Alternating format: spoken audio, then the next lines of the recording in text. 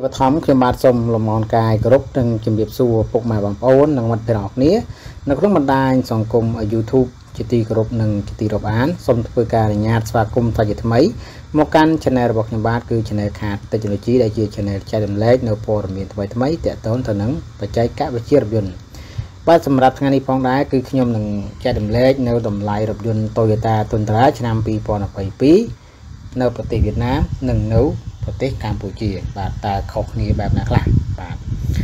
អូខេអញ្ចឹងថ្មីកន្លងទៅនេះគឺទីផ្សារនៅក្នុងស្រុកបាទមានគេថា website ណាតាម website ឬក៏ទីផ្សារនៅក្នុងស្រុកខ្មែរហ្នឹងគឺបានធ្វើការផ្សព្វផ្សាយនៅព័ត៌មានតាក់ទងទៅនឹងតម្លៃរថយន្តខ្នាតធំរបស់ Toyota បាទជាប្រភេទ limited បាទដែលដាក់លក់នៅក្នុងប្រទេសវៀតណាមហើយក៏ជាប្រភេទរថយន្តថ្មីបាទសាឡាងអូសចេញពីរោងចក្រតែម្ដងហើយសម្រាប់តម្លៃនេះគឺលក់នៅក្នុងប្រទេសវៀតណាមខ្ទង់ $18,000 បាទអញ្ចឹងតម្លៃគឺថ្លៃគួរសមបាទហើយចំណែកឯទីផ្សារប្រទេសកម្ពុជាវិញគឺត្រូវបានគេហទំព័របាទដែលហើយក៏ជាក្រុមហ៊ុនមួយដែលនាំចូលរថយន្តពីសហរដ្ឋអាមេរិកផ្ទាល់ដែលមានឈ្មោះថា Auto US Direct Cambodia បានធ្វើការបង្ហោះនៅរូបភាពបាទរថយន្ត Toyota Tundra Limited Double Cab 4WD ឆ្នាំ 2022 ប្រភេទមួយទឹកដែលមានចម្ងាយនៃការបើកបរតិចម៉ាយបាទដោយត្រឹមតែ78ម៉ាយឬក៏ស្មើនឹង128គីឡូម៉ែត្រជាមួយនឹងថ្លៃដើមតម្លៃពន្ធនាំចូលតម្លៃដឹកជញ្ជូនតម្លៃឯកសារនៅខ្មែរតម្លៃកាត់ឈ្មោះនៅអាមេរិកតម្លៃសេវាកម្មរបស់ក្រុមហ៊ុន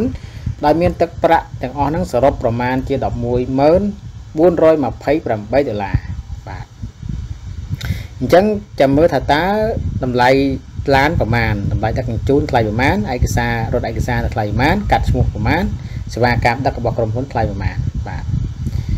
ជាមួយនឹងតម្លៃសរុបគឺ$11,428ត្រូវបានរាប់បញ្ចូលទៅលើតម្លៃឡានគឺ$64,500តម្លៃពន្ធនាំចូលគឺ$37,779តម្លៃដឹកជញ្ជូនគឺ$2,450តម្លៃឯកសារនៅខ្មែរគឺ$800តម្លៃកាត់ឈ្មោះនៅអាមេរិកគឺ$899តម្លៃសេវាកម្មរបស់ក្រុមហ៊ុនគឺ$4,000បាទហើយសូមបញ្ជាក់ផងដែរថាចំពោះតម្លៃដែលខ្ញុំបានលើកយកមកផ្សាយដល់ពុកម៉ែបងប្អូនមិត្តភក្តិអរគ្នានេះបាទគឺសំអាងទៅលើបាទ website ដែលបង្ហោះដោយក្រុមហ៊ុន Auto US Direct Co Ltd បាទនៅក្នុងប្រទេសកម្ពុជាហើយលោកអ្នកក៏អាចតាក់ទងសម្រាប់ព័ត៌មានបន្ថែមបាទសាកសួរព័ត៌មានបន្ថែមតាមរយៈលេខ098 288និង687បាទហើយតាក់ទងទៅនឹងព័ត៌មាននេះផងដែរគឺខ្ញុំគ្រាន់តែចង់ចែករំលែកនិងជម្រាបជូនដល់អ្នកនរគ្នាតែប៉ុណ្ណោះបាទបើសិនបើពុកម៉ែបងប្អូននិងមិត្តភក្តិអរគ្នាតាក់ទងទិញតាមរយៈក្រុមហ៊ុននេះ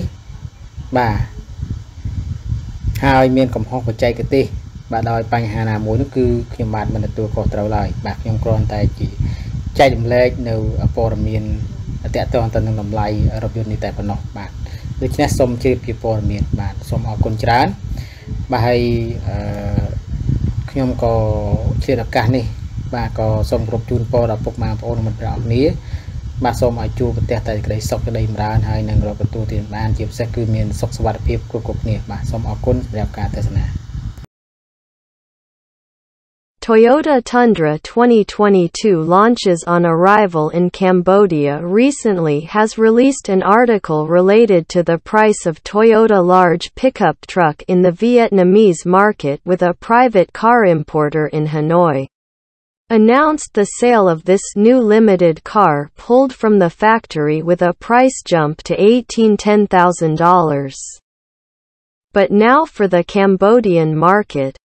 There is a car import website from the United States called Auto US Direct Cambodia, has posted a picture of the Toyota Tundra Limited Double Cab 4WD 2022 used car with low driving distance. miles by 78 miles or 128 kilometers with the cost of import tax, shipping costs, document fees in Cambodia, abbreviated name in the United States. The company's service fee with a total amount of about $110,428.